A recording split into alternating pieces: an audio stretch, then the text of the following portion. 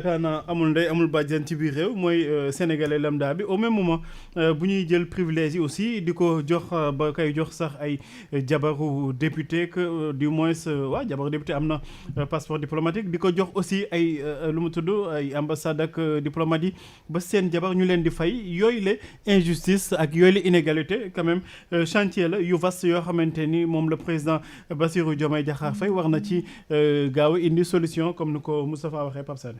mais tout à fait Pape xam nga loolu la muy wane lan benn firnde la rek. mooy que Sénégal buñ ne dëkk bu ndoolul noonu quoi. non xëy na que c'est très mal partagé. répartition des richesses. séddoo bee tolluwul c'est-à-dire da ngay gis nit ki nga xam ne buñ ne la Sénégal am na ñu fi fayee ko ay 10-15 millions par mois. après tu te dis mais ñi ban liggéey nañu war a liggéey ba mun a fayeeku loolu ñu ne la am na ci ay xeetu fonctionnaires yi nga xam ne fin du mois ba ñu dajalee seen fonds comme ak yooyu nangam sangam. ils peuvent se retrouver avec 30 40 50 ba 100 millions. muy affaire yi nga xam ne yu xaw a doy waar donc loolu yëpp je crois que pour tey jii faire en sorte que chaque Sénégalais jàpp ni que sénégalais la am na place am ci réew mi. répartition bi dañ ko war a équilibrer c'est vrai que am na ay profils yi nga xam ne ay postes yi nga xam ne c'est tout à fait normal ñu ne la Moustapha mooy directeur douane donc pour éviter ñu ger ko wala yenn yi mun nañ ko def lii wala ñu ne la mooy président OFNAC kon pour éloigner ko de la corruption. donc qu'on le mette à l'abri ñu ne la mooy chefu OCRTIS ay drogue nañ fay wax. ay affaire milliards kooku mun nañ ko mettre dans des conditions yi nga xam ne doo ko mun a ger ainsi que son personnel je crois que yooyu suñu réfléchir comme ça dana permettre ñu mun a amoindrir justement mais Pape Sané est-ce que du loolu mooy problème parce que tey jii bu nekkee dañuy réfléchir noonu rek moom mooy indi ay fonds communs parce que dañuy naan ñoom ñiy indi xaalis bi bu ñu leen encouragé jox leen xaalis daañu indi xaalis bi alors que peut-être bu ñu leen doon sanctionné bu ñu indiwul xaalis ñu dàq leen boobaa daañu indi xaalis bi. waaw mais c'est-à-dire boo indiwul xaalis ñu sanctionné la. oui. yaa ngi toujours bu dee douane la yaa ngi toog toujours bi douane daañu la jox benn bureau. waaw c'est encore beaucoup plus grave pour l'État je crois. si sama yaakaar moi je crois que c'est-à-dire waxuma ñu leen di jox benn koppar mais c'est-à-dire qu'on les mette à l'abri justement des tentations waaw parce que yenn postes yi nag pas qu'on se dise la vérité munoo fa nekk ñi la ñuy fay Pape Sané wala la ñuy fay Moustapha Diop ba pare di la demander benn résultat voilà donc c'est-à-dire yow on te met à la portée justement de certaines mafias donc c'est ça qu'il faut ba ngeen waxati dara policier bu ci tali bi rek voilà mais léegi li par exemple léegi nag les fonctions comme yi nga xam ne yii ay fonctions politiques yi laa wax waaw c'est-à-dire bañ a ñëw tey ji jël Moustapha je crois moo koy wax léegi nii dafa war a nekk un sacerdoce c'est-à-dire bu ñu la ko waxee sax da nga war a hésiter à 2 fois balaa nga koy nangu c'est-à-dire tant que egguñu à ce niveau ba nga xam ne tey jii bu ñu la fa indee bu ñu la fayee sax 1 million wala 2 millions yow pour yow vraiment sa dëkkal dafa ne la lépp waaw parce que on te choisit pendant 18 millions de Sénégalais ne la yow yaay ministre wala yow yaay DG wala yow yaay député je crois qu'on a tout fait pour toi le pays a tout fait pour toi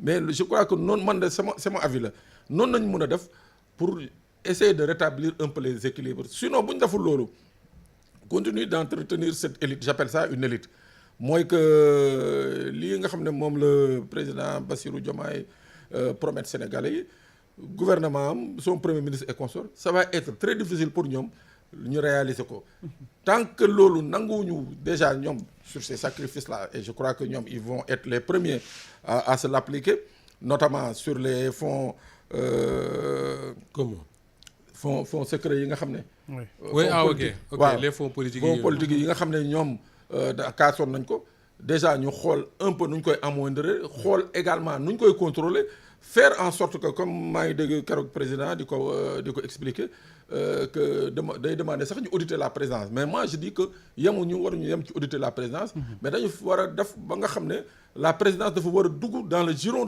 de la Cour des comptes c'est-à-dire Cour des comptes mun a ni muy contrôler ministère consort mun a contrôler également la présidence ainsi de suite loolu bu ñu ko defee je crois que Pape ku ñu fi woowati ne ko kaay nekk ministre wala kaay nekk kii da nga réfléchir à 2 fois à l'origine Pape Sané moom a gën a xam les fonds politiques yi nga xam ne moom la ñuy indi à la présidence de la République man je me rappelle mas naa de benn conférence de presse Ablaye Wade bi muy soog a falu ma ne ko il paraît que am nga caisse noire ñaata ci xaalis.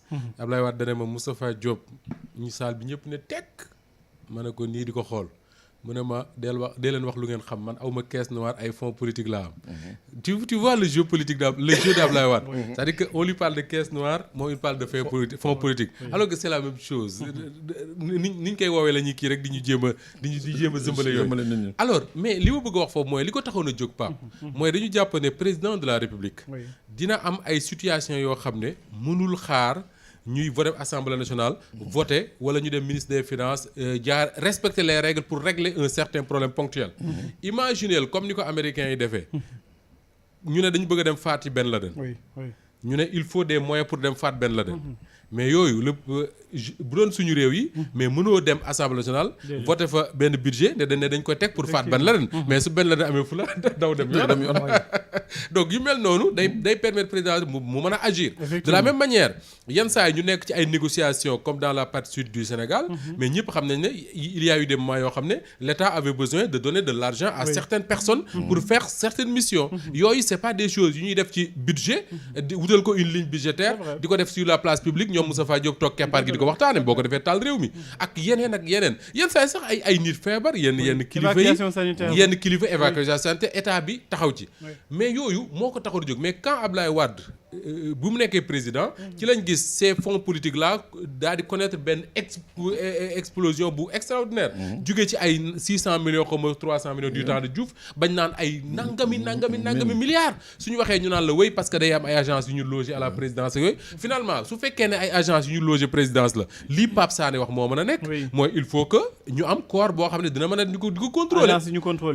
Mais bien sûr on ne peut pas mettre 10 milliards entre les mains d'une personne même s'il s'appelle Diomaye Faye ou bien s'il s'appelle Macky Sall ou Ablaye Wade pour lui dire que non on ne contrôle pas faites ce que vous voulez man d'accord ma ci loolu su fekkee ne rek ay agence ak yeneen lañ fa dugal il faut trouver les moyens de contrôler ça beneen bi mooy man dama jàpp ne Pape Sané moo lâché sànq le mot et c'est ce qui règle le problème mooy il faut de l'équilibre en tout. Pape Makhtar on ne devient pas ministre pour être pauvre.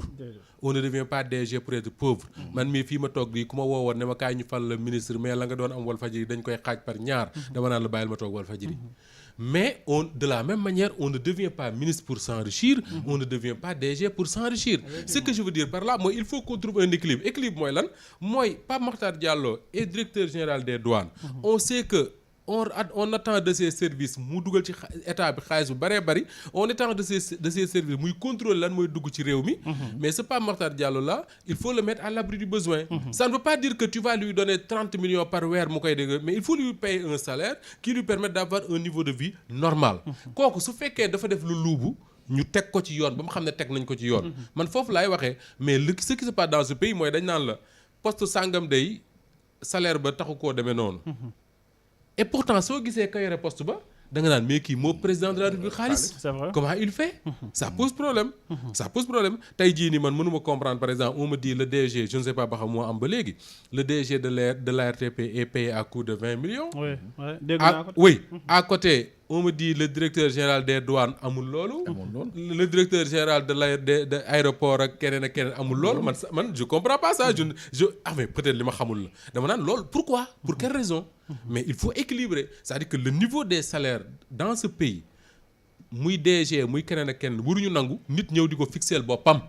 parce que fii am na sa entreprise yoo xam DG mooy fixer salaire am. kooku ku ko bëgg da ngay dem dans le privé Pape. nga créer sa entreprise. ne man Moustapha Diop maa ko moom maay DG lii mooy sama salaire.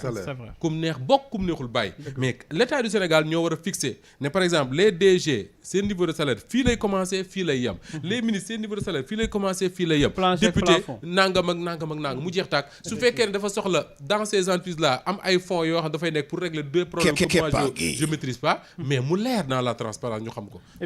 je crois que c'est des choses yoo xam ne il faudrait que le gouvernement travaille sur ça. mais ma juste rek ma kii Moussa dafa wax sànq lu am solo. sur justement les fonds politiques ou fonds secrets c'est selon. oui moom laa la bëgg laaj sax est-ce que du système bi ni mu mel nii mooy tax ba souvent ñii naan par exemple Macky Sall am na patrimoine 8 milliards bu nekkee dafa am benn fonds politique bu ñu octroyé ki nga xamante ni mooy.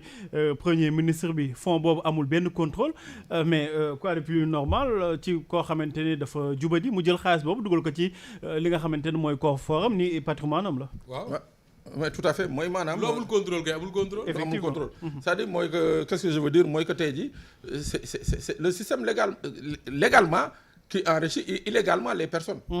waaw. Imaginez que tey ñu ne la bon. c'est très bien dit c'est-à-dire que c'est un système légal. qui enrichit illégalement des gens. est-ce xam nga ne je sais pas wax Bassirou Diomaye Faye il va changer ça mais sama ne man yàgg naa ko wax fii ma ne Macky Sall su ko neexoon. tey la sax nii 16h. 16h44. mu ne su ma julee tàkkusaan ba pare bi mu nekkee président laa wax. su ma julee tàkkusaan ba pare Moustapha Diop dina nekk milliardaire. su ko neexoon. day jul tàkkusaan ba pare woo ma ñëw mu wàññi jox ma dem. mais tout à fait amul dara. xam nga loolu. loolu mooy un système. bu ñu waxee ñun ci fonds spéciaux yi la jógee. voilà donc loolu la c'est-à-dire Pape en fait. pour dëggal li Moustapha doon wax récemment nii sur la crise Casamance bi nga tudd nii.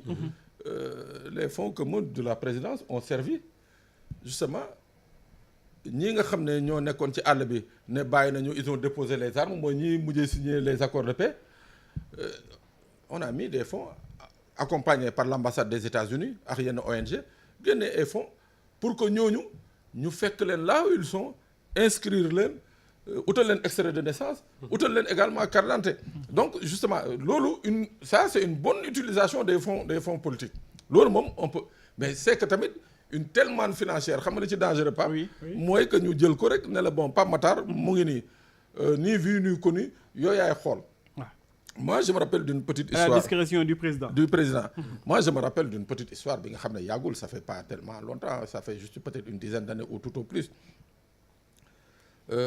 dañu tàmmoon au niveau de la présidence chaque mois ñu xool ñi amoon ay problèmes arriérés wala am ay bor wala mënuñu fay fële ci hôpital principal comme moo sosoon présidence il paraît que c'est sous Diouf dafa mës a xëy benn jour je crois que romb gis nit ñi fe mu laajte ñu ne ko bon ñu ci bëri ay bor voilà et consort mënuñu fay wala ainsi de suite donc il faisait de sorte que chaque mois mu yëkkati dara mais imaginez xaalis boobu par exemple soo amee un directeur de l'hôpital principal bi nga xam ne jubul admettons mu ñëw Moustapha nekk président de la République ne ko bon Pape Matar fais-moi l'état des lieux ñaata bor ñaata impayé moo am foofu principal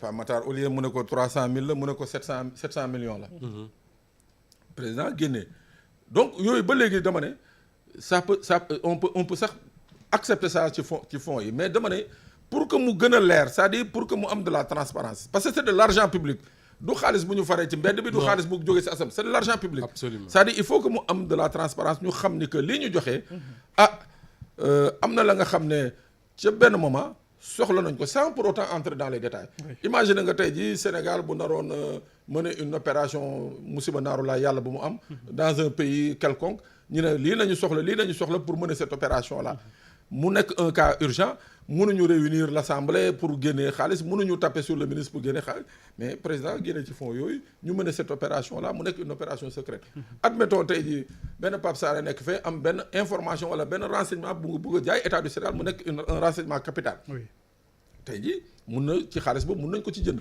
mais sans pour autant ñu expliquer nit ñi ne que renseignement bi moo doon lii yëg lii mais les gens sauront que y a ça et ça moo tax nag ci dëkk yu ci bëri je crois que il faut aussi ñun suñu dëkk ñu def ko mooy au-delà du contrôle de ces fonds là ñu fexe ba nga xam ne mu am une commission au niveau de l'Assemblée nationale bi nga xam ne ça va être une commission très limitée bi nga xam ne sur certaines dépenses yooyu ñoom ñu mun ci addu parce que mënuñu toog aussi Pape ñaan la y a des budgets yi nga xam ne ça se discute pas à l'Assemblée et consort day ñëw rek ñu voté mu dem comme lettre à la poste mais yooyu également dama ne c'est de l'argent public même bu dee souvent on nous oppose secret défense et consort mais c'est de l'argent public argent public nag comme dans tous les pays du monde dañu war a tous les jours comptabiliser ko ku ci nekk xam dërëm bii ma cotisé woon bi ñu ma retiré ci impôt fii la dugg Pape yaa ngi fàttaliku temps yi sénégalais di wax Ségurama waaw 1 2 3 yaay booy doomu Ségura mais parce que Ablaye Wade moo jëloon ci xaalisu palais bi dem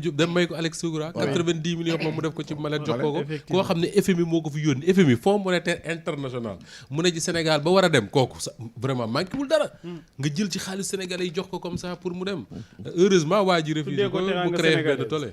mën nga tuddee ko teranga sénégalaise. tuddee ko teranga sénégalaise ma ne teranga boobu maa ko gënoon a soxla foofu. alors beneen point bi Moustapha mooy li ñuy wax depuis semaine dernière ñu ngi koy commencé. di yëgti mi motion de censure bi nga xamante ni waa Benno Bokk Yaakaar buñ ko waxul tamit am nañ intention def ko bis bi nga xamante ni moom la